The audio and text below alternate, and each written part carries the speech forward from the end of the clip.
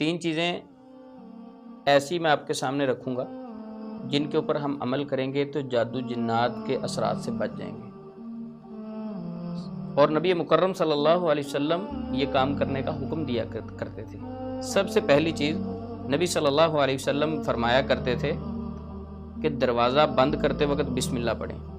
تو شام کے وقت شیاطین پھیلتے ہیں، خصوصاً ویسے تو ہر وقت یہ عمل کرنا چاہیے، دروازہ بند کرتے وقت بسم اللہ پڑھنی چاہیے، تو خصوصاً شام کے وقت، مغرب کے وقت اپنے دروازوں کو بند رکھا کریں اور بسم اللہ پڑھ کے دروازہ بند کیا کریں۔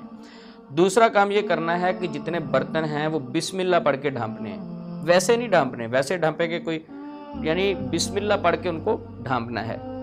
اور نمبر 3، مشکیزوں کے منہ بند کرنا۔ مشکیزوں کے منہ نبی صلی اللہ علیہ وسلم فرمایا کرتے تھے ان کو بند کریں۔ تو یہ 3 کام نبی صلی اللہ علیہ وسلم حکم دیا کرتے تھے کہ یہ کام کیا کریں۔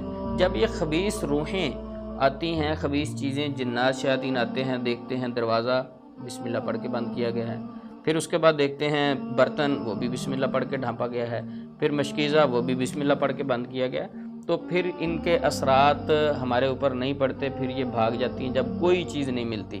تو ہمارے اندر کمی کوتاہی اور سستی جو ہے اسے دور کریں، اور ہر کام کوشش کریں کہ بسم اللہ پڑھ کے کیا کریں۔ اگر ہم بسم اللہ پڑھ کے ہر کام کریں گے، اور ہر نماز کے بعد آیت الکرسی، اور رات کو سوتے وقت آخری 3 کل لازمی پڑھ کے سویا کریں، اس سے جادو جنات کے اثرات سے بندہ محفوظ رہتا ہے۔